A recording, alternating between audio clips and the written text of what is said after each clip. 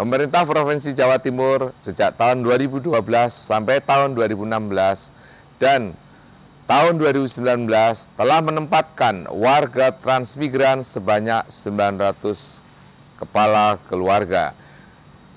Ditempatkan di Tanjung Buka, Kabupaten Bulungan, Provinsi Kalimantan Utara. Dengan pola kerjasama khusus melalui sharing pendanaan APBD Provinsi Jawa Timur, mari kita saksikan bersama keberhasilan warga transmigran asal Jawa Timur di UPT Tanjung Buka, Kabupaten Bulungan, Provinsi Kalimantan Utara.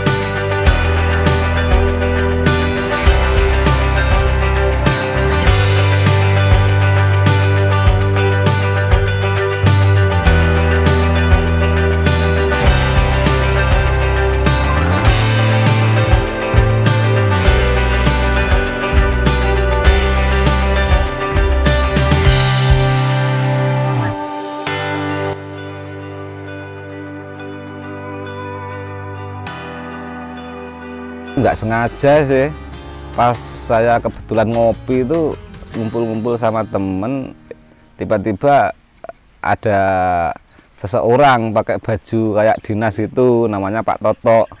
Nah, saya ditanya-tanya pas ngopi itu mau kemana ini itu, ya saya ya pas cari kerja-kerja, soalnya tahun 2011 itu pas saya nyari kerjaan habis lulus kuliah. Nah, tiba-tiba ya saya disaranin kalau ini itu enaknya gini-gini tran. Nah, saya nggak percaya, jadi pas tahun 2011 saya masih pending, nggak ikut. Ternyata setelah saya cari info tentang transmigrasi di tahun itu masih ada. Nah, akhirnya saya mencoba mendaftar di Dinas Transmigrasi Kabupaten Trenggalek. Akhirnya ya saya diterima, karena pada waktu itu ternyata banyak juga yang mendaftar sampai ratusan dan saya diseleksi pada waktu itu. Nah, alhamdulillah saya masuk, akhirnya berangkatlah sama teman-teman juga yang dari Trenggalek, ada 25 kakak pada waktu itu, Pak.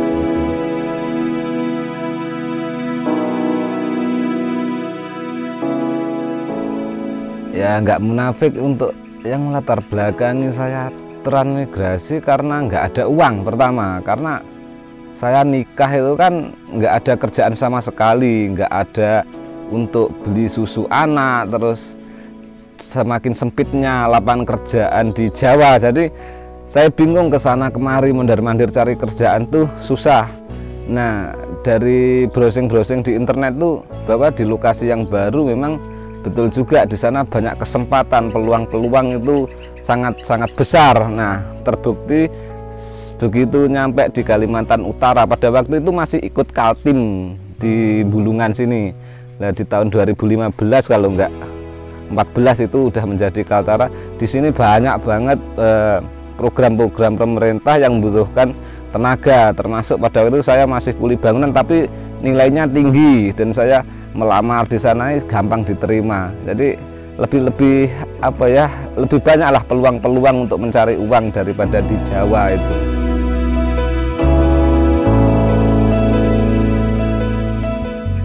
Motivasi saya menjadi ya seperti ini nih karena semangat, utamanya semangat itu muncul apa ya, secara biasa aja sih, cuma saya nggak mau begitu jauh-jauh dari Jawa. Terus saya seperti teman-teman yang ya hanya bisa makan, hanya cukup untuk besok dan lusa. Saya memang di situ harus saya buktikan ke orang-orang waktu saya berangkat, disepelekan, saya bukan dihina, lebih tepatnya saya diremehkan, saya dikesampingkan, nggak mungkin sukses. Nah, di situ saya buktikan karena saya nggak ada basic dulu itu pertanian. Saya kebetulan jauh dari bidang itu yang saya geluti. Nah, nyampe sini pun banyak yang meremehkan, jadi semakin terpacu saya untuk menunjukkan ke orang-orang. Pertama itu, kedua, saya dari dulu tuh melihat banyak orang sukses dari transmigrasi. Saya mendengar, ini dapat uang tiap bulan 10 juta, 30 juta dan lain-lain. Itu bahkan dari orang tani yang awal mulanya dari program pemerintah yaitu transmigrasi.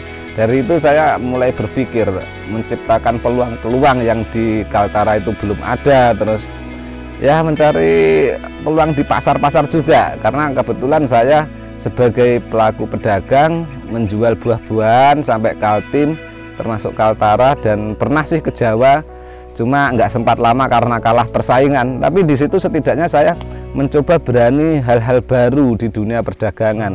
Itu yang memacu saya untuk lebih greget tentang perdagangan di daerah transmigrasi, meskipun banyak hambatan, misalkan kayak transportasi kan pasti sulit, tapi justru peluang saya melihatnya di situ gitu.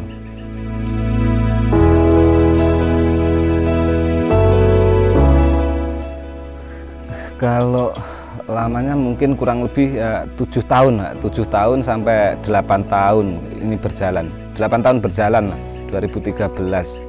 Cuma ya kalau untuk per bulan saya nggak bisa menghitung, karena kayak petani ini kan kadang-kadang naik, kadang-kadang turun, apalagi di musim pandemi ini perdagangan buah dan usaha di luar pun juga nggak bisa diprediksi. Jadi kadang ya bisa mencapai 10, kadang ya 12, kadang ya cuma 2 juta, kadang ya nggak tentu. Lebih tepatnya kami nggak bisa menghitung sih. Ya bisa dikalkulasi sebenarnya, enaknya gini, 7 tahun bisa punya ini itu gitu, tapi nggak bisa digitukan juga. Tapi intinya saya kalau misalkan apa bisa 10 juta atau 20 juta per bulan, terlalu mudah buat transmigrasi, buat transmigran sangat mudah. Jangankan 10 juta, ya kalau seperti saya dan teman-teman terlalu mudah untuk 20 juta per bulan.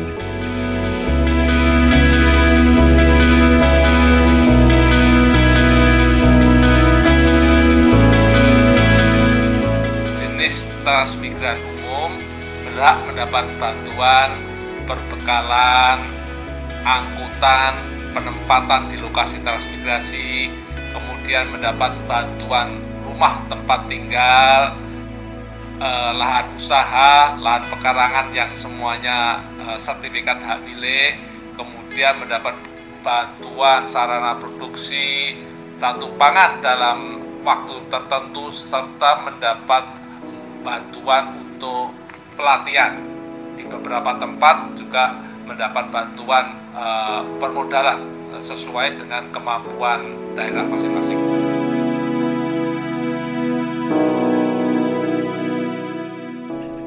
Kalau selama transmigrasi mulai tahun 2013 bulan Juni sampai 2021 ini ya nggak banyak sih dikatakan, meskipun saya katanya dapat petani terbaik, tapi untuk aset itu nggak begitu banyak.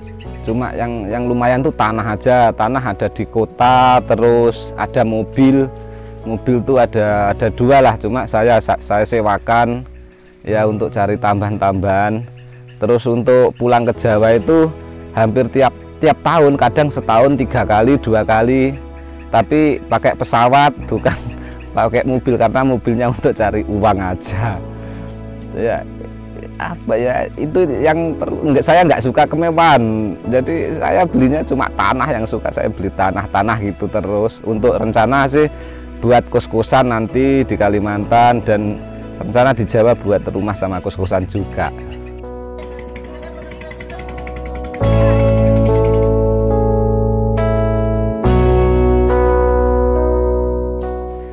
Pesan saya untuk teman calon transmigrasi yang dari Jawa, tujuan dimanapun sama pada intinya. Jangan pernah Anda melihat nanti tujuannya di daerah ini, daerah itu, karena banyak yang berpedoman bahwa untuk yang dari Jawa itu bahwa di Sumatera sukses, enak tanahnya, di sana peluangnya untuk sukses lebih cepat, di Sulawesi begitu juga, dan di Kalimantan. Itu tergantung dari kalian sendiri. Sama halnya saya dulu bahwa di lahan gambut saya sulit, karena saya di lahan gambut ini itu saya nggak bisa ada pertanian, nggak ada basic sama sekali. Tapi kita buktikan. Jadi untuk sampean yang udah usia tua atau udah masih muda, terus masih anak-anak, bahkan nggak ada pendidikan. Jangan pernah, banyak yang teman-teman saya justru nggak ada pendidikan, maksudnya lulusan SD pun bisa sukses di situ. Karena apa? Mereka banyak menciptakan hal-hal baru. Pertama itu. Yang kedua, jangan pernah malas. Kalau malas, meskipun sampean modal ratusan juta dari rumah, itu tetap aja gagal. Di sini tidak butuh orang malas, tidak butuh orang yang banyak uang modal dari Jawa, dan juga tidak butuh orang yang banyak cakap. Di sini dibutuhkan adalah orang yang actionnya cepat. Pertama itu. Yang kedua, carilah jaringan atau link di daerah yang baru. Carilah link yang sebanyak-banyaknya. Misalkan dengan orang-orang penduduk setempat dan orang-orang mungkin dari suku lain. Dan jangan pernah malu. Selagi kita punya tujuan baik, tetap aja. Ketiganya, yang terakhir adalah ketika Anda punya skill atau kemampuan apapun dari Jawa, misalkan bisa menjahit, bisa kuli bangunan, bisa servis komputer, bisa percetakan, bisa apapun, di situ jangan pernah kesampingkan dan bawalah alat ketika Anda berangkat. Apapun yang Anda bisa, sampean bawa. Karena justru peluang yang paling besar untuk mencari rezeki di situ, peluang paling besar untuk Anda tenar di situ. Karena dengan tenar punya nama di suatu tempat yang baru, saya yakin 100% Anda akan cepat mencari rezeki akan lebih eksis. Sama halnya saya dulu. Saya cuma bukan cari uang, tapi saya pertama dulu cuma cari nama. Jadi, kukuh jeruk gitu. Padahal saya bukan pandai menanam jeruk, saya nggak bisa. Saya perlu proses 6 tahun baru bisa nanam jeruk gitu.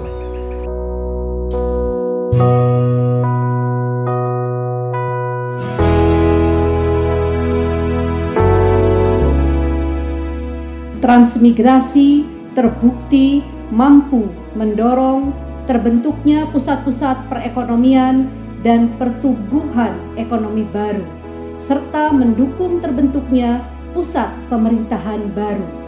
Mari kita sukseskan program transmigrasi untuk meningkatkan kesejahteraan masyarakat Indonesia yang lebih baik.